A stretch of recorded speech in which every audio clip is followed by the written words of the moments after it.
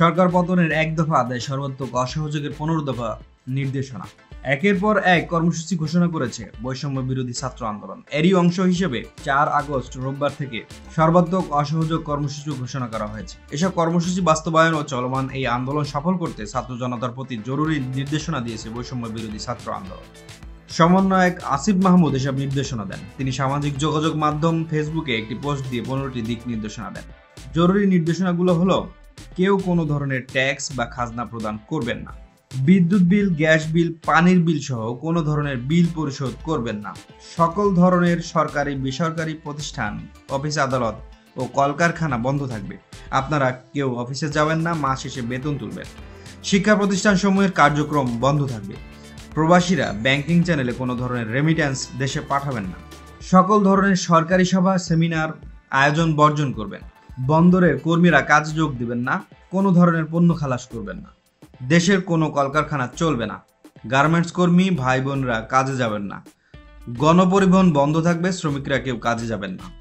জরুরি ব্যক্তিগত লেনদেনের জন্য প্রতি সপ্তাহে রোববার ব্যাংকগুলো খোলা থাকবে। পুলিশ সদস্যরা রুটিন ডিউটি ব্যতীত কোনো ধরনের protocol duty, riot duty, protest ডিউটিতে যাবেন না। শুধু থানা পুলিশ নিয়মিত থানা রুটিন ওয়ার্ক করবে। দেশ থেকে যেন একটা টাকাও পাচার না হয়, সকল অফশোর ট্রানজ্যাকশন বন্ধ থাকবে। বিজিবি ও নৌবাহিনী ব্যতীত অন্যান্য বাহিনী ক্যান্টনমেন্টের বাইরে ডিউটি পালন করবে না। বিজিবি ও নৌবাহিনী ব্যারাক ও কোস্টাল এলাকায় থাকবে।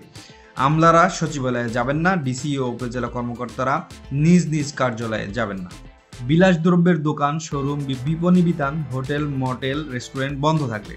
তবে হাসপাতাল, ফার্মেসি ও জরুরি পরিবহন সেবা যেমন ঔষধ ও চিকিৎসা সরঞ্জাম পরিবহন, অ্যাম্বুলেন্স সেবা, ফায়ার সার্ভিস, গণমাধ্যম, নিত্য প্রয়োজনীয় দ্রব্য পরিবহন, জরুরি ইন্টারনেট সেবা, জরুরি ত্রাণ সহায়তা এবং এই খাতে কর্তব্যরত কর্মকর্তা কর্মচারী পরিবহন সেবা কর্মসূচির আওতায় বাইরে থাকবেন বলে জানানো হয়।